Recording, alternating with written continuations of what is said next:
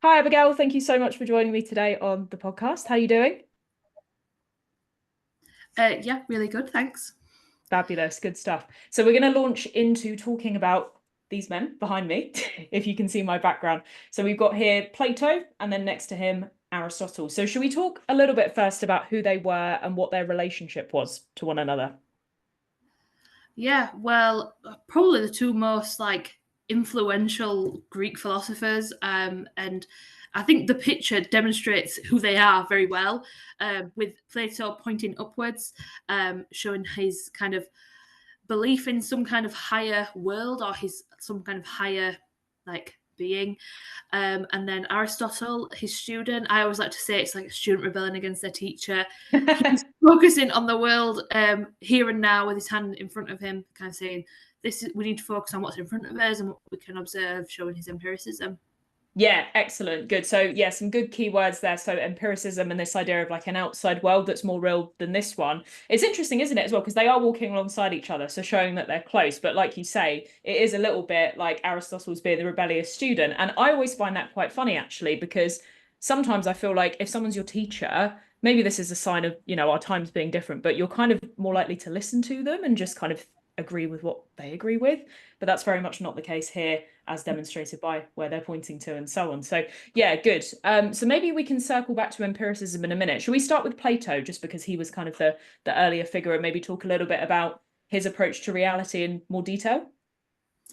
Yeah, his rationalism is the main kind of point of it. That reality is not reality. The things that we see in front of us are not what's actually real. Everything that we see is kind of a fake. Um, and the difference between reality and appearance, and this world, the physical world, and the world of the forms. And he kind of thinks that everything that we need to know is through reason, and he doesn't believe in focusing on things that are in front of us. And then obviously the rationalism ties into the dualism with Yeah. there's two worlds, there's two types of thing, there are two of everything basically. So dualism and rationalism go kind of hand in hand.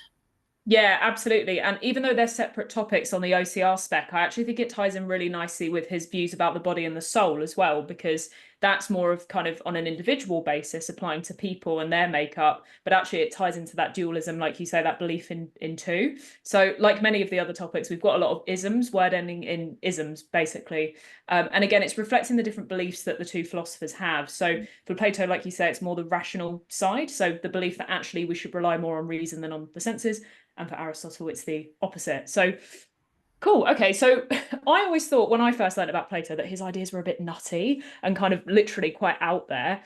Any ideas where he might have got those ideas from and why he might have been so committed to believing that everything around us is basically an illusion?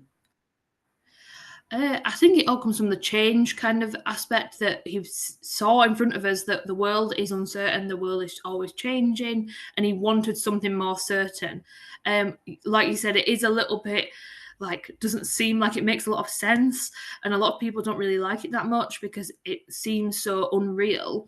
But maybe that's the point of it, that this world is unreal, and we shouldn't kind of trust what we see with our senses, and we shouldn't really trust what's in front of us. So I think that's kind of where he's got it from, wanting that certainty, which is probably what most people want, something that's like certain, they know it's not going to change. Yeah, exactly. And I think he ties in that idea of consistency and unchangeability, if you like, with the idea of the truth. So therefore, because our world is in a constant state of flux, it therefore cannot be relied upon, which is of course something that Aristotle strongly disagrees with. But yeah, I think that's right. So out of interest on the point you just said about, it can sound a little bit out there as well. When you teach this with your students, if you were to say to them, whose ideas do you prefer, Plato's or Aristotle's, do you have an idea of like which one they would largely go with? They usually go with Aristotle. So Okay. start with Plato, and then it's like seems a bit out there, a bit crazy. Then you do Aristotle, it seems a bit more like down to earth and a bit more kind of, oh, it makes sense, and we can use our observation to kind of see that, and it like has like a reasonable explanation behind it and a bit more evidence based than what Plato does. So most of my students tend to say they prefer Aristotle. Yeah, fascinating, because that's exactly the same with me. I have very few students that agree with Plato, and if I happen to find one, I always say, like, you're something of a rarity here. Not to say they're wrong, of course, just because the majority believe in something doesn't make it the case. But I would agree. I think on the whole, people prefer Aristotle's ideas. So again, would you, just to clarify what you said there, would you say it's because it seems to be more evidence-based? Yeah, I think the thing with Plato is that it doesn't have any evidence behind it because we are in the cave, as Plato puts it, and we Yeah. don't really have like the understanding of what the forms are or what the real world is. And there's not going to be evidence for that until we come out of the cave. So I think that's why it people seem to go more towards Aristotle because it's a bit more like in line with what we experience and a bit more in line with how we might think about things. Yeah, and again, that word experience is key as well, because that ties into the sense side of things. You mentioned the cave there, and I think it's probably worth just briefly outlining that. I did cover it in another episode, but I think it helps to go through it. So do you want to kind of briefly outline what you mean by the cave and how that ties into Plato's ideas? Yeah. So Plato's cave is his analogy for kind of explaining how there are two worlds. So the prisoners are in the cave, and the only thing that they see are shadows or reflections of certain objects, and they're trapped, and that's the only thing that they can see.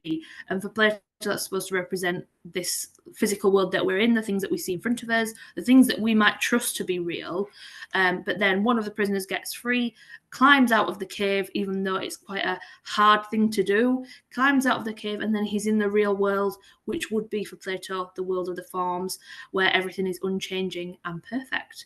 So it kind of demonstrates his like, you're either in the cave, out of the cave, you're in a fake or appearance based world versus a real world that is good, but it's very difficult to get to that world of forms. Yeah, absolutely. And in fact, I'll share my screen quickly because I've got a picture that I think quite nicely demonstrates this idea of the difficulty actually of ascending out of the cave. But even if you look at the prisoner here, as the prisoner is escaping, you can see that he's covering his eyes, which of course, if you could take literally and just say, well, it's the brightness of the sun, it's too much to handle, in a way that, like, you can't handle the truth, that kind of thing. But also it represents the difficulty of that ascent. I mean, I can definitely attest that because I hate climbing. So I'm definitely one that would find that tricky. But yeah, if we look at this from a kind of allegorical, metaphorical sense, I think we can come to it then, because you mentioned this idea that maybe we can't really get access to Plato's world of forms until we leave the cave. So I'd love to hear your thoughts on what that actually means on a metaphorical basis. Like, what does it require to leave the cave, so to speak? I think for Plato, he probably is suggesting that we've got to accept that the things in front of us aren't real and the things in front of us are fakes or they're copies, and we've got to kind of move beyond what we assume and our general assumptions about things, because obviously people would like to have those assumptions like, oh, well, we know that everything's real, but then you've got to kind of get out of the mindset and get out of the frame of mind where you would be accepting everything as it is, kind of questioning everything, linking back to his teacher Socrates, that we should question every single thing about the world and about how people behave and how things work. Yeah, So I think it's more a difficult like mindset shift to kind of go through in the ascent out of the cave. It's difficult for people, but and that's why people don't really want to do it. For sure, yeah, and you can see that actually with the reception that the prisoner gets in the allegory when he comes back, because everyone thinks that he's gone absolutely crazy, which I think probably is reminiscent of what happened to Socrates as well, because of course he was sentenced to death for impiety and corrupting youth, and that was obviously Plato's teacher. And it's sometimes hard to know where Socrates' ideas ends and Plato's begin, actually, because they're so similar, and Socrates never wrote anything down himself, so it's a tricky one. But yeah, this idea of kind of opening up your mind and questioning everything that you thought you knew, I feel like when you do that, even nowadays, not just in ancient Greece, a lot of people would think you're a bit crazy if you're starting to believe in things that seem, as it were, a bit out there, and you are believing in these other worlds. It can seem a bit crazy. Cool. Okay. Interesting. Should we bring in Aristotle then as a contrast and maybe talk a little bit about where he's coming from? And then maybe towards the end, we can do a little bit of an evaluation of the two and see which one is best, if any. Yeah, so Aristotle's like the virtually the opposite of his teacher, and he's kind of saying that we shouldn't have this kind of philosophical reasoning to get out of the cave. Actually, we should focus on what's in front of us, and the real world is what we can observe with our senses. So empiricism being based on everything that we kind of observe, mostly like observation with your sight, but I guess all five senses fit in with that. Mm. It seems more reasonable, particularly like with the fact that you can use your evidence to kind of back it up. But I think Plato would probably say we can't trust our senses, so that's why he thought rationalism was better. Yeah, for sure, definitely. So I think there's a little bit of a difference in terms of what methods they think should be employed when it comes to doing philosophy or learning in general. So both of them would have highly valued philosophy and I think valued the relationship they had with each other. They just have very different ideas on how to actually conduct philosophy and approaches to reality. So yeah, absolutely. So Aristotle being an empiricist, basically someone who believes that evidence should be acquired using your five senses, says that there is nothing in the intelligence which does not first pass through the senses. So maybe we can have a little think about what he means by that. There is nothing in the intelligence which does not first pass through the senses. I think it's that he thinks the foundation of knowledge is the the observation or in the real world or in things that we experience, so that nothing's going to go into your brain, nothing's going to become knowledge to you without having that evidence-based experience. Yeah, definitely. That sensory input, that experience, like you say. And again, that's something that Plato was highly skeptical of. But actually, if you think about it, Aristotle, I always think of as like a very early scientist, because that's essentially Yeah. what the scientific method is based on, isn't it? This observation through the senses, or as things develop, scientific instruments which are designed to enhance the senses. So, yeah, I'd love to come back to this idea that, yeah, again, Plato's skepticism regarding the senses being reliable. So, obviously, a big part of that will be his belief in the so called world of forms, this idea that there's a higher reality out there which is independent from sensory knowledge. And you can tie that into his concept of a priori knowledge as well. This idea that you can know things without your senses, very different to the Aristotle quote that we just heard.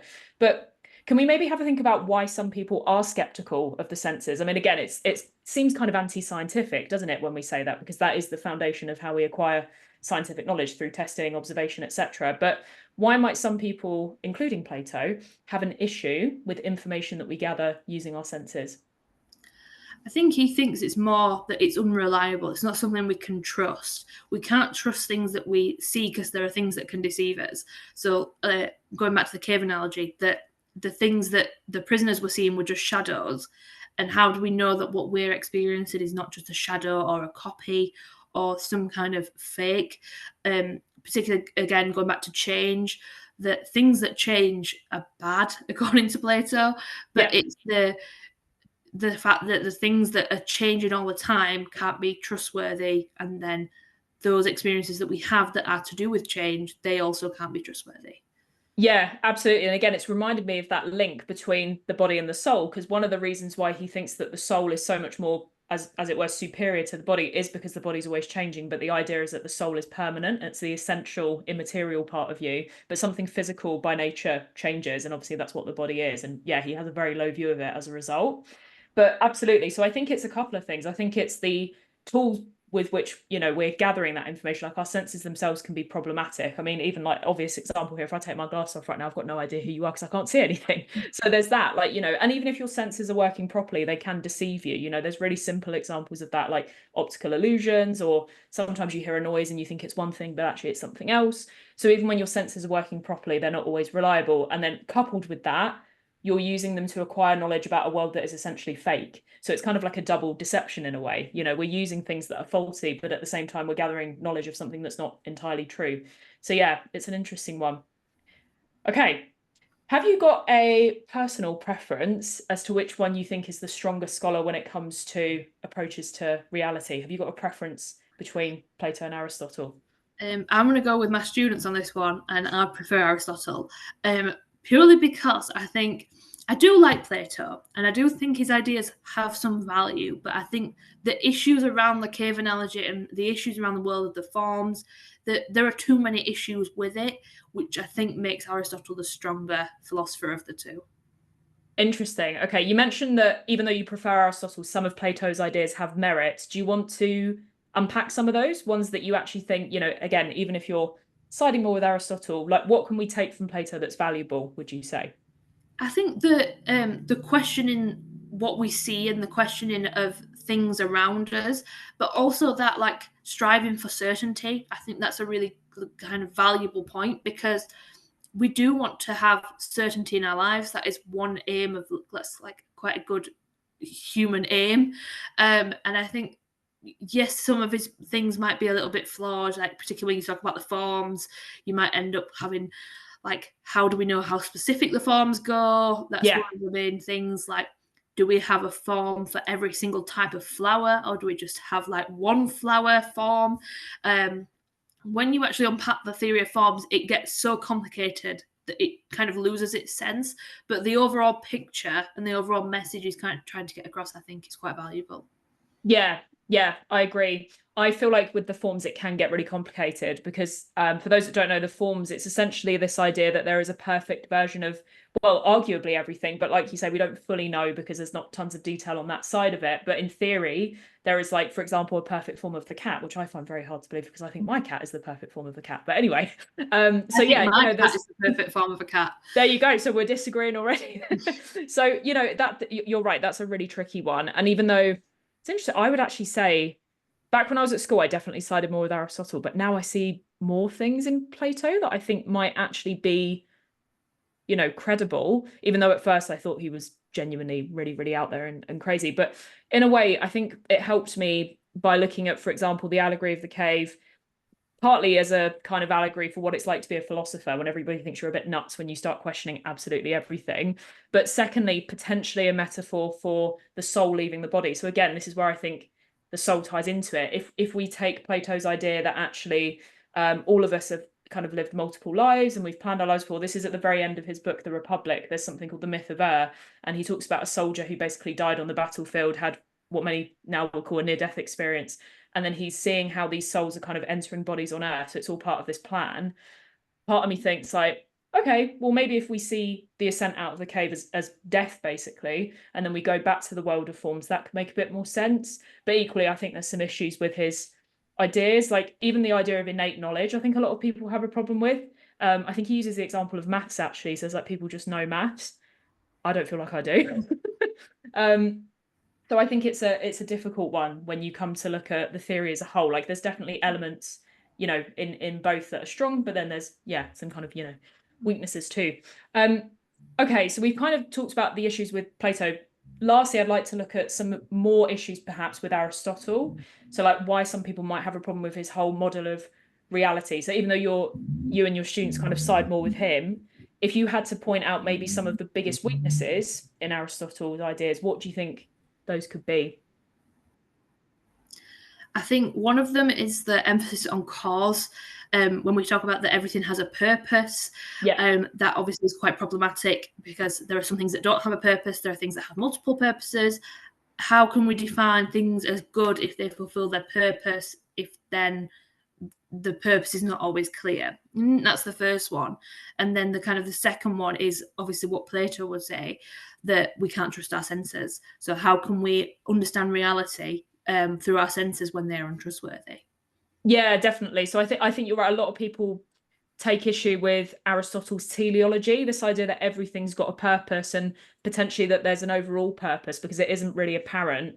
And also this idea of eudaimonia, which is it's difficult to translate into English, but the idea of like flourishing and wellness, basically doing something well. It's like, could we look at really things that seem to be kind of malicious, have malicious intent in life and say that that's fulfilling its eudaimonia? If we think about, for example, viruses and disease and stuff, it's like, it's hard to kind of fit that in, isn't it? So yeah, I agree. That's a tricky one. The senses one I find interesting. The way I've always thought of it is, yes, there's times when our senses can be deceived, but and we can be tricked by them. But in the same way, I feel like the analogy that I always use is like people. There's certain people out there that you can't trust, but I wouldn't then say, oh, that means you can't trust anybody. So I feel it's kind of similar with the senses, actually. It's like, yeah, definitely. There's times. The problem is, how do you distinguish when your senses are accurate and when they're not? It can be really, really difficult. Cool. Okay. Well, I feel like we did some good coverage there of both scholars. Is there anything you want to add before we wrap up at all? Yeah, I think one of the things is that there's often this like it's Plato versus Aristotle, like it's some kind of mega battle. But I think overall, probably a mixture of both is probably the best way to go. That yes, we should use our reason, but the senses and the observation of the world around us is the thing that we have and the thing that we have in the here and now. So I think a mixture of both is probably better. I know that's probably not a common view, but like some kind of combination or mixture of both of them would probably provide the best overall understanding of reality. I actually really like that because I feel like you're right. It often is pitting the two against each other as if it is some epic philosophical battle. And in some ways, I think the fact that obviously Aristotle was somewhat of a rebellious student kind of adds to that. But I think you're right. I think maybe we use the senses as our foundation because if you think about it, we can't not use them, right? So like even Plato with all his kind of disdain for this world and he was still a part of it and we all still are, so we still have to interact with it, but maybe it's the case of using reason to make sense of what we observe and things like that. So I think that the two can be brought together. I think that's a nice way to think about it rather than kind of seeing them as polarizing. Brilliant. Okay, well, there's loads more we could have gone into, but I feel like that's a good starting point for students who are interested in these two guys. Thank you so much for joining, Abigail. It'd be great to get you back on at some point, maybe to look at maybe the, I don't know, soul, mind, and body stuff, because I feel like students struggle with that. So yeah, a Plato and Aristotle on soul, mind, and body would be a good one. Yeah, brilliant. Yeah, so would love to get you back on for that at some point. But yes, in the meantime, I will let you go. Thank you again so much for joining, and have a wonderful rest of the day. yeah. Thank you. Thank you.